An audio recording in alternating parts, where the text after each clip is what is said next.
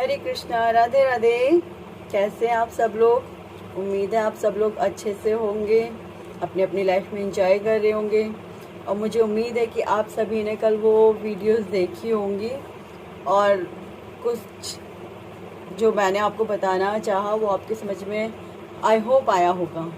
और मैं आज फिर से दोबारा से और भी अच्छे से कोशिश करूँगी कि आप लोगों को भगवत गीता के बारे में और भी अच्छे से समझा सकूँ, बता सकूँ। ओके, तो अब मैं शुरू करती हूँ reading. Please again like, share, subscribe. Please मुझे आप सबके सपोर्ट की बहुत नीड है। सो प्लीज़ लाइक, शेयर और सब्सक्राइब। आप जितना ज़्यादा से ज़्यादा लाइक, शेयर करेंगे, सब्सक्राइब करेंगे, मेरा मोटिवेशन उतना ही बढ़ेगा और मैं उतनी ही अच्छे से आप सबके सामने प्रेजेंट कर पाऊँगी अपनी चीज़ों को। So please like, share and subscribe now. अब मैं स्टार्ट कर रही हूँ, तो प्लीज़ ध्यान से सुनिए वीडियो।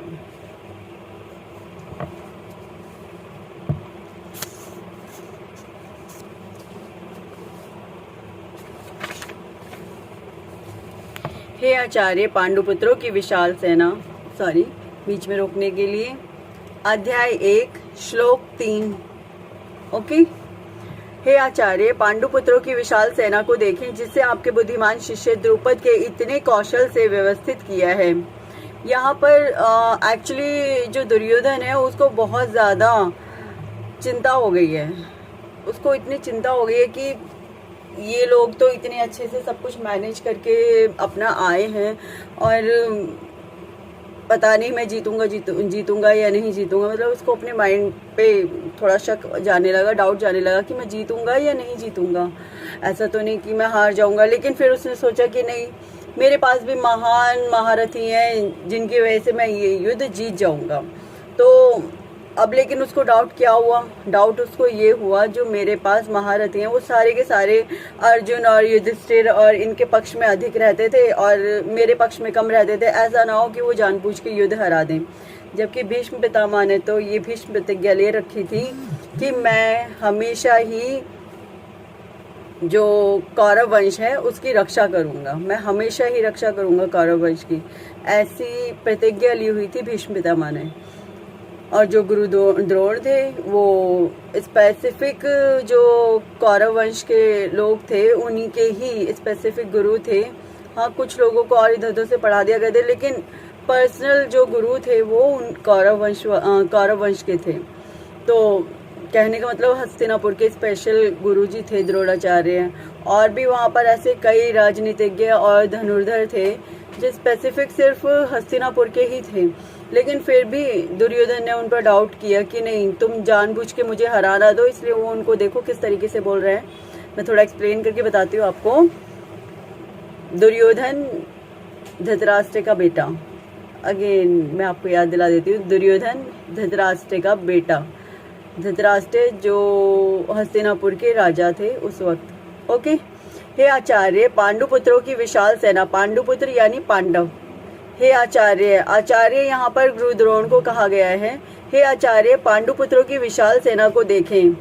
हे गुरु द्रोण, पांडुपुत्रों की जो ये विशाल सेना है आप प्लीज उसको देखिए जिसे आपके बुद्धिमान शिष्य द्रुपद के पुत्र ने इतने कौशल से व्यवस्थित किया है। एक्चुअली जो यहाँ पर जो द्रुपद हैं वो द्रौपदी के पिता थे। तो हुआ क्या था, गुरु द्रोणाचार्य और जो द्रुपद थे वो बहुत ही अच्छे फ्रेंड्स थे। बहुत अच्छे मतलब एकदम घनिष्ठ मित्र थे। घनिष्ठ यानी बेस्ट फ्रेंड थे। ओके। तो वो बहुत ही अच्छे फ्रेंड थे, लेकिन किसी कारण से उन दोनों के बीच में लड़ाई हो गई थी। तो जब लड़ाई हुई थी तो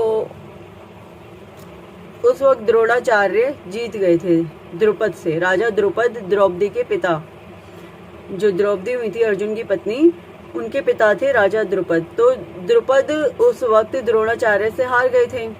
अब उनको अपनी हार बहुत ज़्यादा महसूस हुई कि मैं हार गया और मतलब इसने मुझे हराया। तो उन्होंने बोला कि आज से हमारी दोस्ती ख़त्म और अब इसके बाद मेरा और तेरा कोई संबंध नहीं रह गया। तो उन्होंने कहा ठीक है। जब उन्होंने दोस्ती का रिश्ता ही ख़त्म कर दिया था, तो क्योंकि उन्हें बहुत ज़्यादा अपमान लगा कि वो द्रोणाचार्य से हार चुके थे, इस चीज़ का उन्हें बहुत ही ज़्यादा अपमान लगा था राजा द्रुपद को। तो उन्होंने एक यज्ञ करवाया, जिसके अनुष्ठान के बाद द्रौपदी और द्रौपद का जो दूसरा पुत्र हुआ, सॉरी, एक तो द्रौपदी पुत्री हुई उनके, और जो पुत्र हुआ उसका नाम था धृष्टद्युम्न। ओके, थोड़ा टिपिकल सा नेम है बट इट्स ओके। जो नाम जो उनके पुत्र हुए उनका नाम था धृष्टद्युम्न। तो धृष्टद्युम्न उन्होंने मतलब इस अनुष्ठान को किया ही इस पर्पज से था कि मैं एक ऐसा पुत्र प्राप्त करूंगा और एक ऐसी पुत्री प्राप्त करूंगा जो उनके कुल का नाश करने में मेरी सहयोग करेगी। लेकिन पुत्री का तो चलो एक बार को फिर भी छोड़ सकते हैं कि, लेकिन नहीं मान सकते। लेकिन हुआ यही था कि द्रौपदी ने काफ़ी हद तक, खैर कहना नहीं चाहिए, दिस इज़ नॉट फेयर। होता क्या है कि कड़ी से कड़ियाँ जुड़ती हैं। अब एक कड़ी आप लगा लीजिए कि उन्होंने 5 राज्य मांगे थे, जो युद्ध हुआ था महाभारत का, वो किस चक्कर में हुआ था, बहुत बड़ी लंबी स्टोरी है। चलो मैं थोड़ी सी बताने की कोशिश कर रही हूँ छोटे छोटे उसमें, क्योंकि लोगों को क्या है फिर हिस्ट्री नहीं पता होती तो उन्हें आगे का भी ज़्यादा कुछ समझ में नहीं आ रहा होता है, तो इसलिए मैं थोड़ा सा समझाने की कोशिश कर रही हूँ। यहाँ पे हुआ क्या था कि जब पांडु, शुरू से थोड़ा सा बताती हूँ मैं, शुरू से क्या हुआ था। जैसे उस वक्त जो बिल्कुल सबसे लास्ट से बिल्कुल बताने की कोशिश करती हूँ थोड़ा सा, क्योंकि मुझे भी कई चीज़ें थोड़े थोड़े फॉर्मेट में कि हाँ ऐसे थोड़ा सा धुंधली सी है, लेकिन फिर भी मैं ट्राई करती हूँ कि मैं बताऊँ पूरी चीज़। जो शांतनु थे, राजा शांतनु हुए थे सबसे पहले उस वक्त, जो हस्तिनापुर के राजा थे, तो उनका विवाह हुआ था गंगा से। अब गंगा नदी, जो गंगा नदी है ना, वो ब्रह्मा जी की पुत्री थी, तो गंगा से विवाह हुआ था शांतनु का। ओके, तो अब जब गंगा से विवाह हुआ शांतनु का, तो बहुत खुश कि मेरी इतनी सुंदर इतनी बढ़िया पत्नी मुझे मिली है। लेकिन शर्तें रख दी थी गंगा ने, कहीं कुछ शर्तें रख दी थी, जिसमें से एक शर्त ये थी कि मैं जब अपने बच्चे पैदा करूंगी तो जो बच्चे होंगे ना मुझसे, मैं उन सभी को नदी में बहा दूंगी। अब उस वक्त तो राजा ने कहा चलो मान लेते हैं, इट्स ओके। राजा शांतनु ने उनकी बातें हाँ हाँ कर दी, और सोचा नहीं कि परिणाम क्या हो सकता है और क्यों, मतलब ऐसे क्यों बोला। उस वक्त क्वेश्चन भी कुछ नहीं किया। लेकिन अब शादी हो गई, शादी के बाद जो पहला बच्चा हुआ तो उन्होंने सीधे लेके गई, राजा को मुंह भी नहीं दिखाया उस बच्चे का, और सीधे लेके गई और गंगा में अपनी मतलब जो उनकी नदी थी उसमें प्रवाहित कर दिया।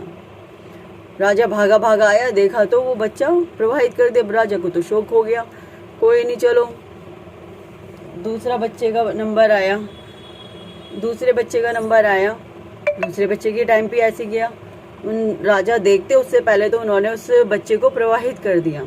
ऐसे करते पूरे 10 बच्चे प्रवाहित कर दिए। तब 11वें बच्चे का जब जन्म हुआ तो उन्होंने गंगा का हाथ पकड़ लिया कि नहीं, तुमने मेरे ऐसे करते 10 बच्चे प्रवाहित कर दिया, मैं इस बच्चे को तुम्हें प्रवाहित नहीं करने दूंगा। तो गंगा ने कहा कि क्यों, कि नहीं, बताओ क्यों करती हो तुम ऐसा, कि तुमने मुझे वचन दिया था कि तुम मुझे क्वेश्चन नहीं पूछोगे, कि मैं अगर ऐसा करूँगी तो तुम मुझसे कभी क्वेश्चन नहीं पूछोगे, कि नहीं आज तो मुझे क्वेश्चन पूछना ज़रूरी हो गया, क्वेश्चन का जवाब दो मुझे। अब देना पड़ा गंगा को जवाब कि मुझे श्राप मिला हुआ है मेरे पिताजी से कि जो मेरे पुत्र होंगे या तो मैं उन्हें गंगा नदी में प्रवाहित करूँगी या फिर उनका जीवन बेकार होगा, मतलब एक श्रापित जीवन जीना पड़ेगा उन्हें। तो इसलिए मैं इन बच्चों को नदी में प्रवाहित कर देती हूँ। शांतनु ने कहा अच्छा, फिर सोच में पड़ गया। फिर अब तो कहते हैं अब कुछ नहीं हो सकता, अब तुम इसे पकड़ो, इस बच्चे को पकड़ो और मैं जा रही हूँ, अब मैं तुम्हारे साथ नहीं रह सकती। शांतनु शॉक्ड, ये क्या हुआ एकदम से भाई वचन दिया था तुमने, भूल कैसे गए ऐसे। लेकिन अब हो तो चुका था। शांतनु शॉक्ड हो गए, उनकी तो लाइफ ही स्पॉइल हो गई, ऐसे लगे बिल्कुल सब बर्बाद हो गया, लाइफ में से कुछ बचा ही नहीं। वो उनके वियोग में रहने लगे। लेकिन उन्होंने कहा कि ये पुत्र मैं लेके जा रही हूँ, लेकिन अभी कुछ वर्षों बाद मैं इसे तुम्हें वापस लौटा दूंगी और इसे लेके जा रही हूँ सिर्फ इसके थोड़ा शिक्षा वगैरह के लिए, ताकि ये अच्छे से शिक्षित हो सके। तो कि यहाँ पे भी शिक्षित हो लेगा कि नहीं, मैं इसे लेके जा रही हूँ, थोड़ा मुझे इसका लालन पालन करना है, अपने तरीके से मुझे इसे पालना है, उसके बाद में तुम्हें इसे वापस कर दूँगी। कि ठीक है। वो ले गई। कुछ वर्षों बाद वो वापस लेके आई कि वो आई, फिर वो बेचारा नदी की तरफ ही टकटकी लगा के देखते रहते थे राजा शांतनु कि शायद आ जाएगी, शायद आज आ जाएगी, शायद आज आ जाएगी। एक दिन आया ऐसा, फाइनली कुछ वर्षों के बाद वो आई। गंगा देवी आई निकल के बाहर। तो शांतनु बाहर भागे, दौड़े दौड़े आए कि गंगा तुम, कि हाँ ये लीजिए, मैं आपको आपका पुत्र वापस देने आई हूँ। उनका नाम था देवव्रत। उस वक्त भीष्म पितामह का नाम भीष्म पितामह नहीं था, उनका नाम देवव्रत था। तो उन्होंने उनके पुत्र को उनको सौंप दिया। अब जब वो उनको तो दे करके वापस चली गई, उस वक्त वो तो चली गई, फिर उन्होंने कहा कि तुम भी रुको, कि नहीं मैं नहीं रुक सकती, मैं तो तुमसे कहा था मैं चली जाऊंगी, मैं दोबारा नहीं आऊँगी तुम्हारे पास।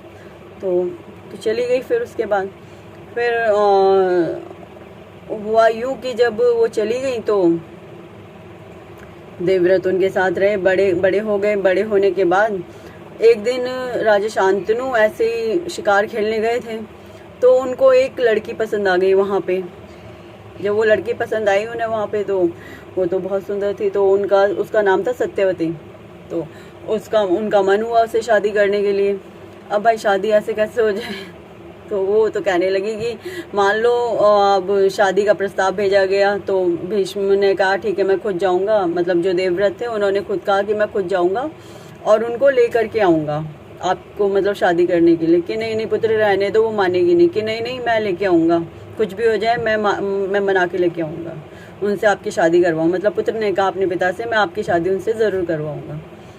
फाइनल हो गया। वो चले गए उनके पास। तो वो झोपड़ी सी में रहती थी, वो तो एक बहुत गरीब परिवार से थी।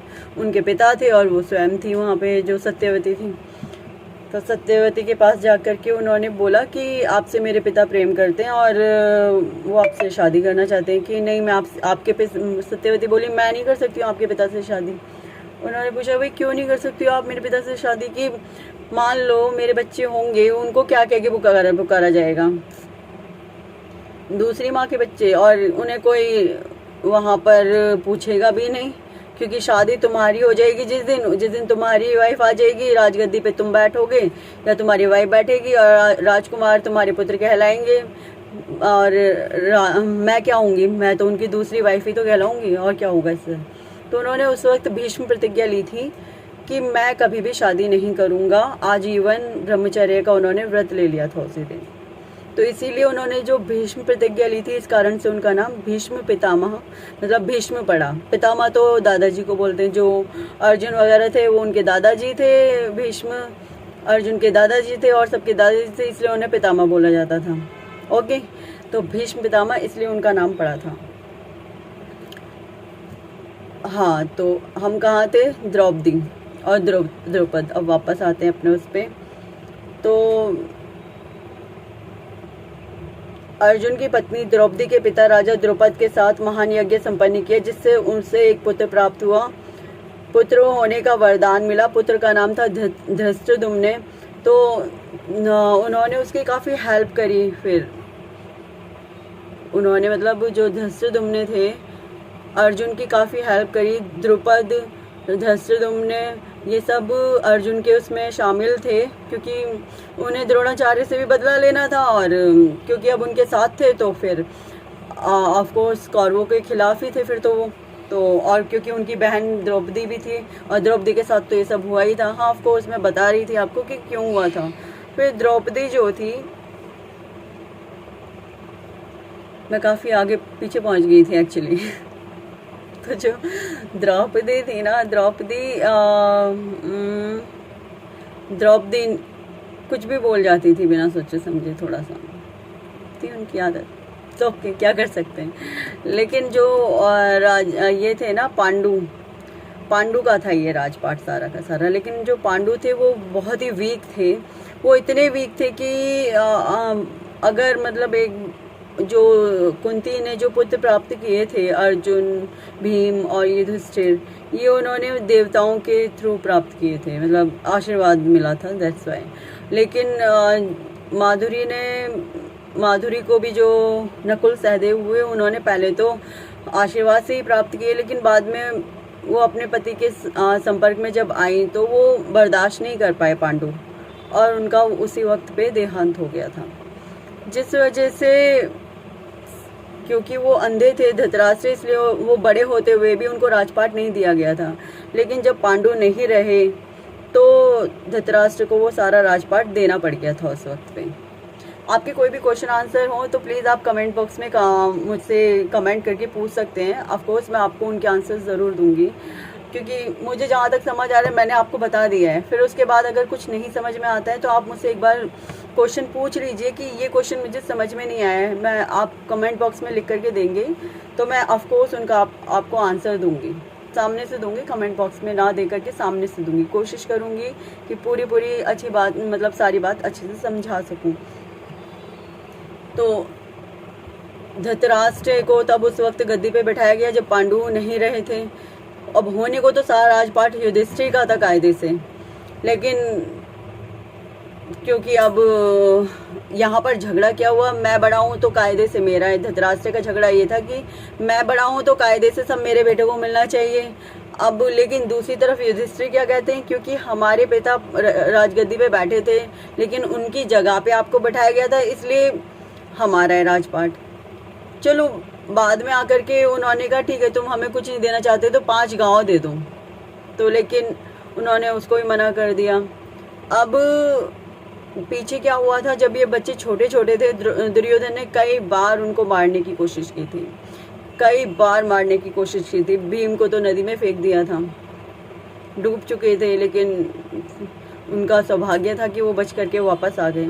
तो इसी तरीके से कई बार कोशिश की गई थी उन लोगों को मारने की, केवल एक दिन के चक्कर में कुछ भी नहीं हुआ था। बहुत पुरानी इन्होंने साजिशें रची थी जिसकी वजह से ये युद्ध होना ही था। बाद में द्रौपदी के साथ जो हुआ, द्रौपदी ने भी 1-2 बातें कह दी थी दुर्योधन से पहले जो उससे बहुत चुप गई थी, लेकिन फाइनली युद्ध तो होना ही था। इसीलिए तो कृष्ण भगवान आए थे, इसीलिए अर्जुन आए थे, इसीलिए युधिष्ठिर हुए थे, इसीलिए ये सारा मामला, ये सब घचपचट तैयार की गई थी, क्योंकि युद्ध होना था फाइनल। हर चीज़ के पीछे भगवान कुछ सिखाना चाहते हैं हमें। ऐसा नहीं है कि बिना सीख के वो कोई भी चीज़ करके चले गए। यहाँ पे उन्होंने हर चीज़ को सिखाने का प्रयास किया है। यहाँ पे जब वो सब कुछ छोड़ करके मथुरा से कृष्ण भगवान गोकुल से सब कुछ छोड़ करके, वृंदावन से सब कुछ छोड़ करके जब वो मथुरा शिफ्ट हुए थे, और फिर उसके बाद उन्होंने पलट करके कभी अपने घर वालों को नहीं देखा। वो जानते थे फ़ायदा कुछ होना नहीं है, सब पीटे मचेगी और तो कुछ होगा नहीं, इसीलिए वो वापस नहीं आए थे। उनको पता था ये नहीं यार, अगर मैं वापस जाऊंगा तो मेरा भी मन करेगा, और मेरा करे ना करे मेरी माँ मुझे देख करके वापस से, जो अब संभल चुकी है वो वापस से रो पड़ेगी, फिर मुझे वापस से पाने की कोशिश करेगी। राधा जो अब संभल चुकी हैं वो वापस से मुझे पाने की कोशिश करेंगी। तो मतलब सारी चीज़ें, बहुत सारी चीज़ें। और फिर उन्होंने कहा कि अब जाने का शायद कोई फ़ायदा भी नहीं है, सब लोगों ने इसी तरीके से एक्सेप्ट कर लिया है। मतलब तो उन्होंने सोचो कितने बड़े बड़े त्याग किए केवल अपने फ़र्ज़ के खातिर, केवल अपने फ़र्ज़ के खातिर उन्होंने अपने मतलब माँ बाप भी छोड़े, सिर्फ एक फ़र्ज़ के खातिर, क्योंकि उन्हें फ़र्ज़ निभाने थे। तो बहुत सारी चीज़ें ऐसी हैं जो कई बार हमें फ़र्ज़ की वजह से छोड़नी पड़ जाती हैं। तो उसमें कभी हमें लोगों को गलत नहीं समझना चाहिए, समझने की कोशिश करनी चाहिए कि एक फ़र्ज़ की वजह से भी बहुत सारी चीज़ें करनी पड़ती हैं लाइफ में। तो हम वापस अपने टॉपिक पे आते हैं। तो जो द्रौपदी, तो अब मैंने आपको बता दिया किस वजह से महाभारत का युद्ध छिड़ा था। तो फिर इसके बाद द्रौपद को अपना बदला लेना था उन्होंने, इसलिए धृष्टद्युम्न को अनुष्ठान करके पैदा करवाए। भाई अनुष्ठान हुआ, उसके बाद वो अग्नि में से उत्पन्न हुए थे, और द्रौपदी भी अग्नि में से उत्पन्न हुई थी। ओके, तो फिर उसके बाद उन्होंने, जो दुर्योधन थे, उन्होंने बोला कि देखो आपने अब जो द्रौपद थे उन्होंने शिक्षा लेने के लिए स्पेशली धृष्टद्युम्न को गुरु द्रोण के पास भेजा कि नहीं जाओ उसी से शिक्षा लेके आओ, वही तुम्हें शिक्षा देगा। जो उनके परम शत्रु थे, किसके, द्रुपद के, उन्हीं से शिक्षा लेने के लिए उन्होंने उसके पास भेजा। और वहाँ पर जाकर के दुर्योधन ने कहा कि देखो, जिसको तुमने शिक्षा दी थी और जिसको तुमने अपने सारे रहस्य भी सिखा दिए राजनीति के और युद्ध के, अब वो तुम्हारे सामने खड़ा है, अब देख लो, जरा संभल के युद्ध करना। मतलब उसने हर एक को इस तरीके से बोला। और गुरु द्रोण को तो स्पेशली बोला कि तुमने मतलब इस तरीके से सबको अपना वो बता दिया था कि रहस्य। अर्जुन को भी उन्होंने हर विद्या सिखाई थी, तो अर्जुन को भी सारी विद्या आती थी गुरु द्रोण से लड़ने की। और यहाँ पे उन्होंने धृष्टद्युम्न को भी एक एक चीज़ सिखाई थी, तो धृष्टद्युम्न को भी ऑफ कोर्स सारी विद्या आती थी। ओके, और वो उनका एक बहुत ही अच्छा शिष्य भी था, धृष्टद्युम्न भी और अर्जुन भी। तो थोड़ा दुर्योधन डरा हुआ था कि क्या होगा क्या। ओके, आज का श्लोक पूरा होता है यहीं पर ही। कल फिर मैं दूसरे श्लोक नंबर 4 के साथ मिलूंगी आपसे। देखिए, एक एक श्लोक मैं इसीलिए समझा रही हूँ ताकि आपको अच्छे से समझ में आ जाए। कोई अगर उसमें कोई प्रश्न हो तो मैं उसका और दोबारा से आंसर अच्छे से दे सकूँ। मेरा यहाँ पर भगवत गीता को बोलने का या पाठ करने का मोटो ये नहीं है कि मुझे बस ऐसे ही लाइमलाइट में आना था इसलिए मैंने ये सब किया है। नहीं, ऐसा कुछ नहीं है। एक्चुअली मैं सबको बताना चाहती हूँ, भगवत गीता एक अपने आप में सर्वश्रेष्ठ है। यदि आप इसे पढ़ते हैं, इसको समझते हैं, तो आप अपने लाइफ की चीज़ों को भी सही तरीके से सॉल्व कर पाएंगे। दूसरा, जो लोगों के अंदर एक तामसिक प्रवृत्ति हद से ज़्यादा आ चुकी है, उस प्रवृत्ति को ख़त्म करने का उन्हें समझ में आएगा कि किस तरीके से ख़त्म किया जाना चाहिए उस प्रवृत्ति को। और बस समाज में अच्छी चीज़ें फैला सकूं, इसलिए ये भगवत गीता मैं एक अच्छे तरीके से सबको समझाना चाहती हूँ। कोई गलती हो जाए तो उसके लिए प्लीज़ क्षमा कीजिएगा। बाकी प्लीज़ अच्छे से सुनिएगा और समझने की कोशिश कीजिएगा। कुछ ना आए तो कमेंट बॉक्स में पूछ लीजिएगा, मैं आपको आंसर ज़रूर दूंगी। ओके, राधे राधे।